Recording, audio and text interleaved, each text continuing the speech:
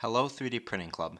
This is part 2 of the Fusion 360 tutorial in which we will finish the fan utilizing more complex features like lofts, patterns, and much more.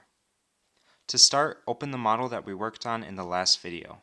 You will need to write the variables for the rest of the fan. Remember that Fusion calls these user parameters and they're located here at the bottom under the Modify tab. So copy these variables that are on your screen now. And notice that the blade underscore num or blade number variable has no unit.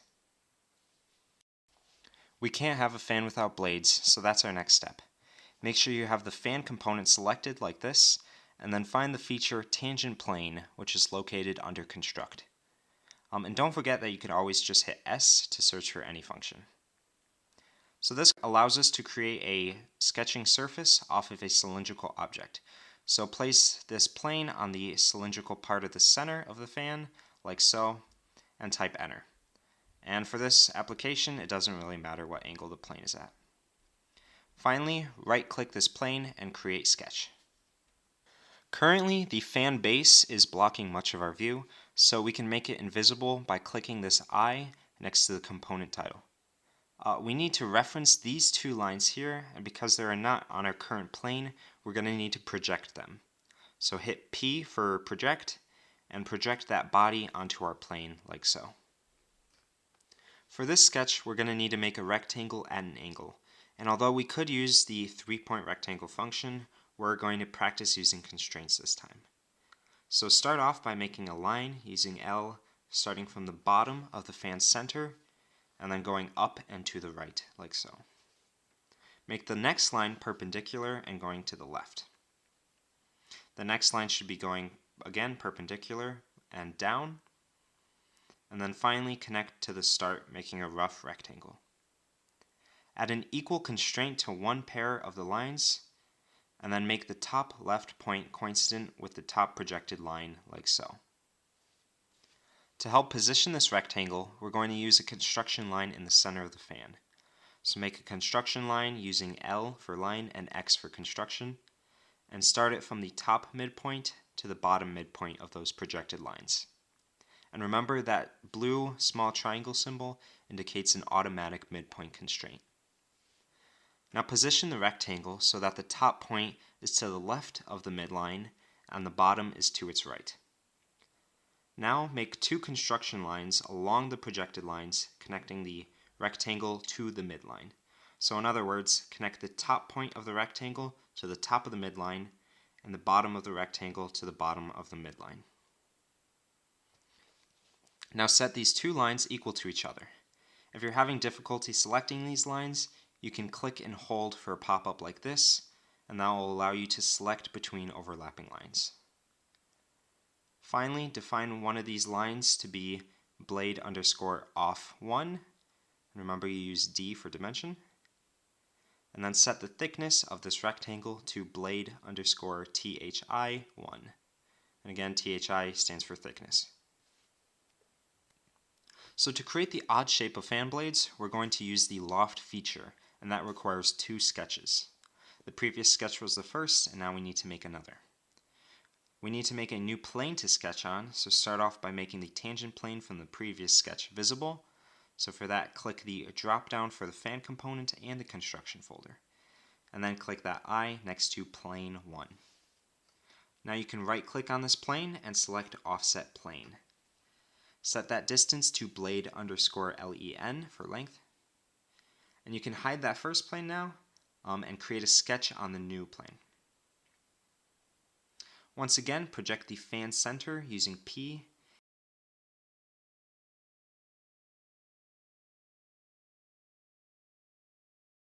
and make a construction midline like so. This sketch will be very similar to the previous one, but this time you can try using a 3-point rectangle. So click R and then select that 3-point rectangle option. Now select the points similar to how I am. The first one needs to be on the bottom line at the left, and then that last point needs to be at the top line to the right. Add two horizontal construction lines connecting the rectangle's top and bottom points to the midline. and then set these equal.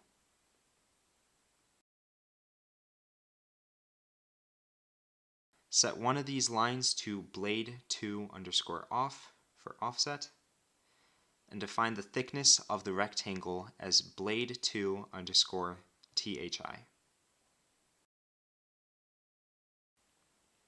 And this completes our second sketch for the loft. Okay, so now it's time to make the blade 3D using the Loft feature. So find Loft under the Create tab, and then select both sketches and hit Enter. This method of extrusion connects to two sketches, which is pretty cool, but it's not exactly the shape we want for the fan blade just yet. You may have noticed a timeline at the bottom left of your screen that updates every time you use a new feature. This timeline allows us to edit or delete previous actions or add features at an earlier stage in the model by moving this marker here. You could also click this play button here to view all the steps you made in this model. We'll use this timeline to edit the loft and make a smoother connection between these sketches to better resemble a fan blade. Click and drag the timeline's marker to directly before the loft like this. Make sure both of the previous sketches are visible, and then select the Plane Through Two Edges feature. Again, that's under Construct. Select the top projected lines from both sketches, and then create a sketch on this new plane. We'll use this sketch to make a guide rail for our loft. You'll need to angle your view down slightly like this, and use P to project each top point of the rectangles from both sketches. Then you can reset your view using the Look At button here, and using these 2 points, make a 2-point circle. This circle isn't fully defined, so we'll need to make a vertical construction line going up from the lower point here. The length of this line actually doesn't matter. And then make the circle tangent to this line, which will fully constrain the circle. Fusion will have trouble recognizing only a portion of this circle as our guide rail, so we're going to need to trim it down to only what we need. Make 2 horizontal construction lines from each of the projected points like this, and that will help us for our trim feature. Now use T for trim, and select the outside portion of the circle to get rid of it. This will give you a warning, but you can just ignore that. Now finish the sketch and return the timeline all the way to the right, enabling the loft. Now that we have our guide rail made, you can right-click on that loft symbol and then select Edit Feature. Click on the cursor symbol beside the Rails label, and then select our most recent sketch, like so. Click OK, and you should see a much better looking fan blade. And now you can hide all 3 of those sketches. If you view the model from the top using the view cube, you should notice a slight gap here between the fan blade and fan center. We can use an extrusion to fill this gap. So change your view so that you can see the flat part of the blade near the fan center like this. Then hit E for extrude and select that face on the blade. In this example, we actually can't use Q for press pull because press pull would automatically choose offset face, which has less options than extrude. So now change this extent type to to object like this, and then select that fan center as the object. Now change the extend options to these that I have selected. The extent should go to the front of the object, and it should match the contour of the object. Finally, change the operation to New Body and click OK. In that previous step, we made the connector a new body. This means that the blade, the connector, and the center are all different bodies, which allows them to be treated as separate entities, but doesn't allow for moving parts. Since we want to make multiple blades, we'll need the blade and the connector to be one body, but separate from the center, as we only want one center, but multiple blades. If we used join instead of new body in the previous step, we would have combined all 3 bodies, and we would make multiple of the center. So to combine the blade and connector, select the Combine feature under Modify, and click on the blade as the target body and the connector as the tool body. And technically, it doesn't actually matter which body is which. Now with the one blade complete, we can use the circular pattern feature to make more. And again, this feature would likely not work if we combined the blade with the center of the fan. So find the circular pattern feature under Create. Select the fan blade as the object and the center of the fan as the axis. Set the quantity to blade_NUM, and that stands for number. If this doesn't work, you may have forgotten to change that variable to have no units. And finally, this is just a reminder to save.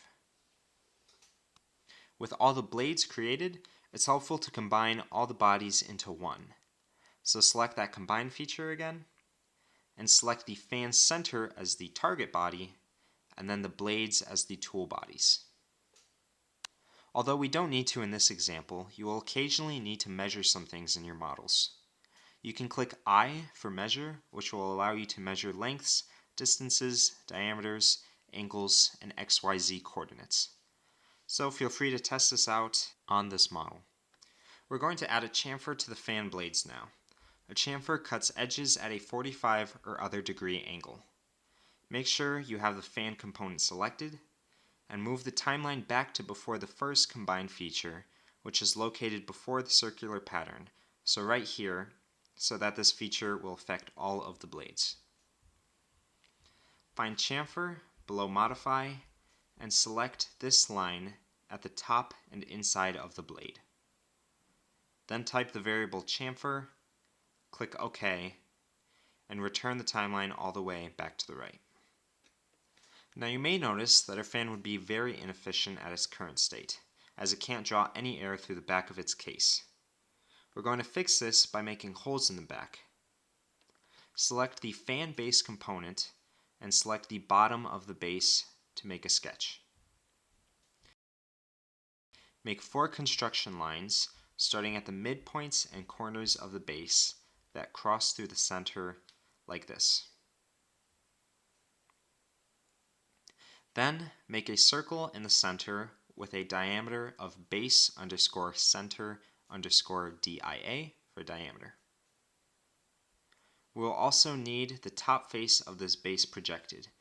So move your view like this, project that surface, and return to your original view.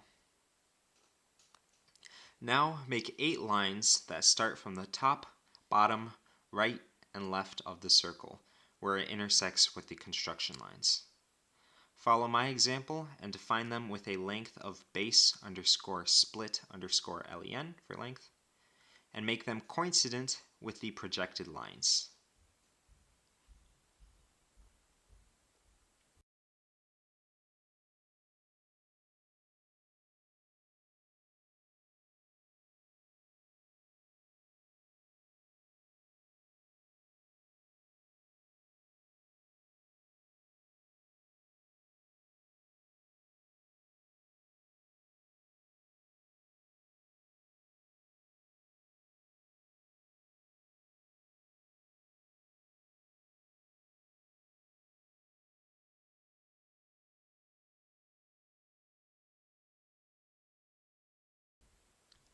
Once you've finished, use 4 lines to connect the points along the edges like so, creating 4 triangles.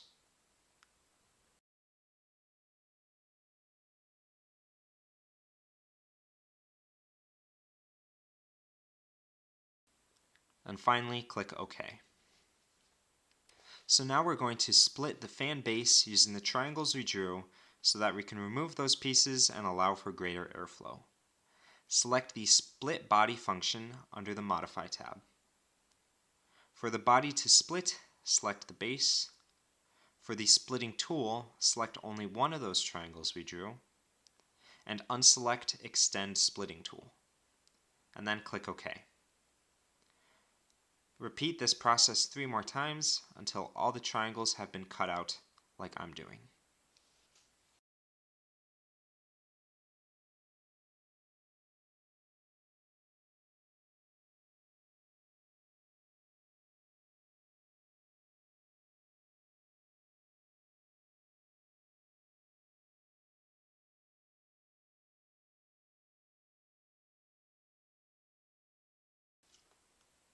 So before we continue to the next step, Fusion has two features, delete and remove, that you should know the difference between. Using delete will usually delete a body or component from the entire timeline. It will even provide a warning like this. As you can see here, when I deleted this original object, it deleted the mirror of it as well. Using remove will delete a body or component within the timeline. You can see here that when I hit remove, it shows that feature in the timeline. And I could even delete the remove to get the object back. When I remove this original object, it will still keep the mirrored copy. Now back to our model, right-click on one triangle at a time and click Remove. In this scenario, deleting will actually just serve as remove, so you could use either or. And repeat this to get rid of all four sections. Okay, continuing on, our model has some sharp edges. We can smooth out faces and edges using the fillet feature. You should save these for the end of your model as they can make projections and sketches more difficult. These are very important for 3D printing as they can make prints smoother, stronger, and even improve print quality. So select the fan base component and hit F for fillet. Select the 8 outside and inside edges of the fan's casing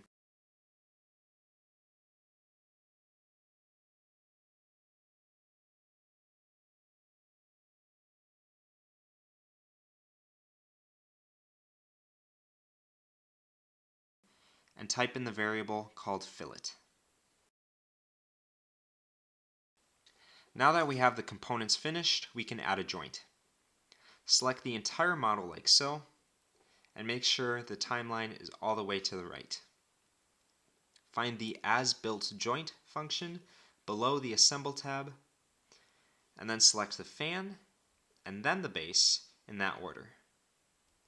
We use an as-built joint instead of a regular joint because we already have the components where we want them to stay. And we selected the fan before the base because the fan is the component that we want to move, not the base. Next, change the joint type to revolute, and select anywhere in the center as a snap, which is where the joint will pivot around. Once you click OK, we will need to right-click on the base and select ground so that the base doesn't move when we try spinning the fan. The joint is now done, so we can spin the fan by clicking and dragging in a circle. You could also select the joint and simulate its movement. Now we have finally finished the model, so make sure you save. If you want to export your model, you would click here on the File drop-down. Click Export, and then download the file as an STL or Fusion 360 file. You can also export individual components by right-clicking them, exporting them as Fusion files, opening them in a separate window,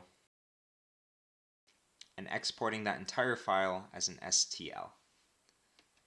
There are ways to avoid this annoying process by using external components, which is an option every time you create a new component. With an STL file, your next step would be to slice it for 3D printing with a program like Cura. And we'll cover this process at a later date in class. So, that's all for this video. You covered a great deal of the basics plus several complex features for creating models in Fusion 360. Thank you for watching.